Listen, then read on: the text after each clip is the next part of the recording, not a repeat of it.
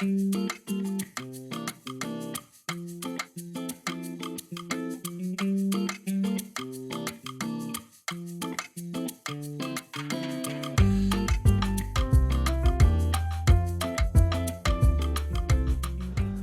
onions done. I'm not using all of this, but I'm gonna use some of this later for that sauce I told you about, as well as grilled cheese. Grilled cheese with some caramelized onions would be so good. We got a mirepoix going on, onions, carrots, celery. Now, I did just make a whole bunch of onions, but you do want some raw onions in there. And when I say raw, I mean just not caramelized. So I do want to get some of the flavor. The only thing that's missing is garlic, which I have in the other fridge. Also, I'm going to be doing some heavy whipping cream, chicken stock, and that's it. This is pretty basic. Salt and pepper and some other spices. I'm going to go ahead and chop everything up and get this prepared. One onion, maybe even half an onion. So the thing about tomato bisque soup is I am going to use an immersion blender to blend everything later, so I don't have to have it super fine. I am just going to slice it super thin though, just to make it a little bit easier.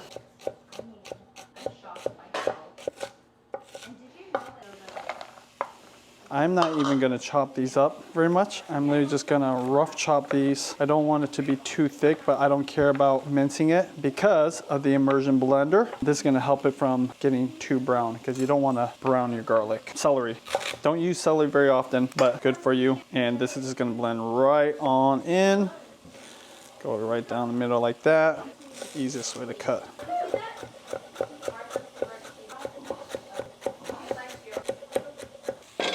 Garlic first. We're gonna add a little bit of olive oil, just a little bit.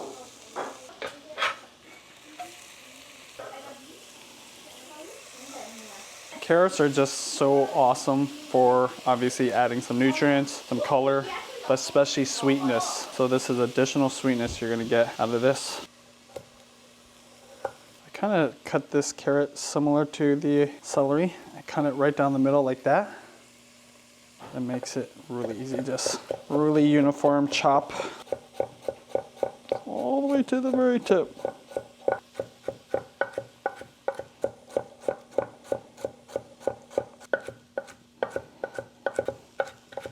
Boom. One thing I love about tomato bisque soup is the amount of vegetables you can get into it. Yet kids still love it. Salt. I'm gonna go with white pepper, just so that there's not as many black bits in there. Just a tiny bit of olive oil. Obviously this is a tomato soup, so we'll be using plenty of tomatoes, some tomato paste, probably use about half or 2/3 of this. My Cento San Marzano style tomatoes, probably use about 3 cans, maybe 2 cans, we'll see. I kind of play it by ear.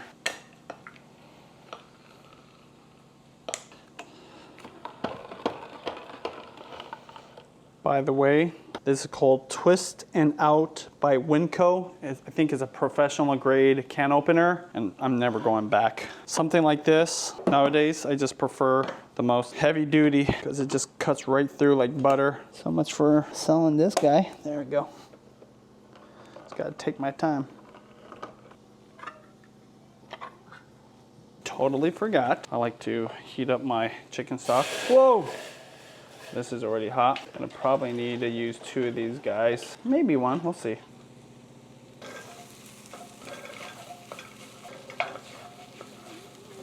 Decide to use another half of this. So normally I would crush these up, but I am kind of in a hurry, so I'm just gonna put them all in. I like to get all the juices and bits on the edge of the can or the side of the can. So I'm just using some water here.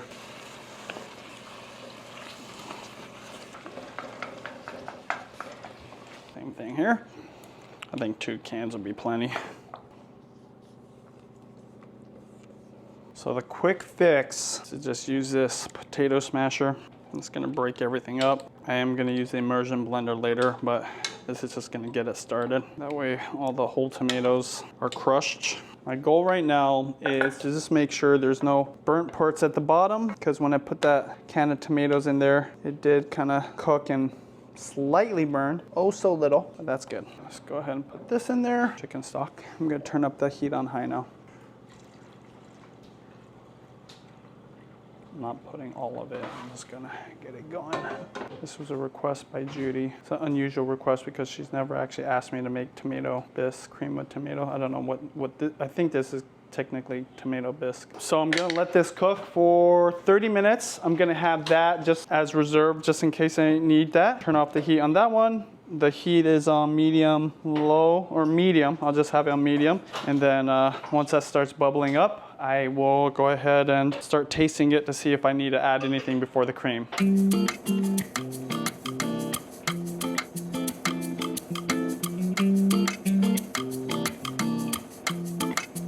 All right, so this has been cooking for about 15 minutes now. I have not added the caramelized onions. As I mentioned before, this is for both flavor, but especially the sweetness. With a lot of dishes, I like to do both caramelized onions and regular onions, just cooked up, sauteed a little bit. This is gonna be plenty right here. If this does need more sweetness after that, I might add a little bit of honey or a little bit of sugar. I'm not opposed to either one of those, but if I can get the sweetness from the onions and of course a little bit from the carrots, I'm all for that. Now, if I had some high-end tomatoes, meaning freshly grown tomatoes, heirloom tomatoes that were fresh from the garden in summer, I wouldn't need nearly as much sugar. That's gonna be good. So I will let this cook for another 15 minutes and then I'll blend it. The perfect thing to go with tomato soup, grilled cheese. And my mom baked us this loaf right here. This is a sourdough loaf, different than the normal sourdough she gives us. So perfect for slicing, perfect for grilled cheese. I like the regular sourdough loaf for grilled cheese, but this is just easier to handle. Tillamook cheese, cheddar, add some turkey. So difficult for me to eat regular grilled cheese now. The flavor of sourdough really stands up to the butter and the cheese. It's just way more healthy for you using a sourdough bread. I will say when I eat a regular grilled cheese, just with plain white bread, it does have a completely different mouthfeel and flavor profile. If you ever get a chance to use sourdough, highly suggest it. This is Tillamook cheese from Costco. Tillamook is a local company. If I'm gonna use meat, I would do 2 slices and just be a thicker sandwich, partly because you need something to get the bread stuck to the meat. I'll just do 1. If I'm doing no meat, I'll just use 1 slice. Now that I look at it though, I think I might need to break off some and then add like an edge piece right here. Gotta have full coverage. Oh yeah, put a couple extra slices just in case. Let me see your outfit. Wow. This old Jidushi griddle. Nothing compares to this. This is an immersion blender. It's really cool.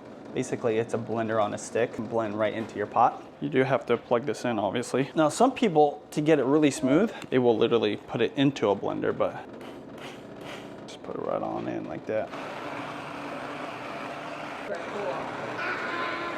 So one thing that's really important is to blend this all up before you do the final additions of salt and pepper and fixing the flavor, because you don't know what's going to taste like until all the vegetables are blended up. So this is why I'm doing this. I'm even going to add the cream here soon, and then I'll blend it one more time after that.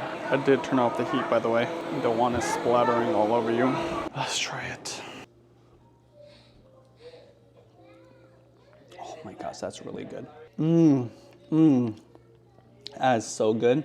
Honestly, it doesn't need anything.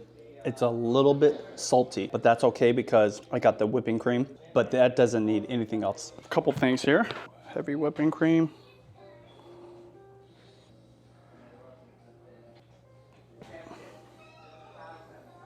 Ooh, baby. So I am gonna turn the heat back on here in a second, but I'm going to blend it one more time.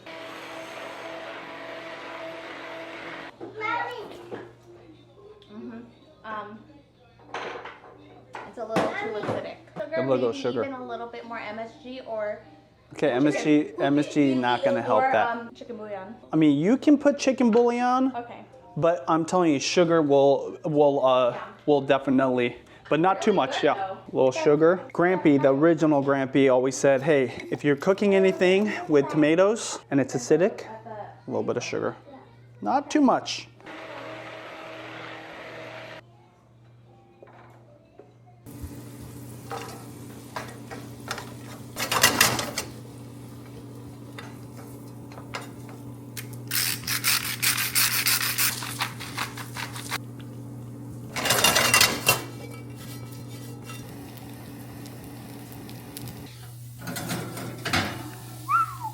There we go.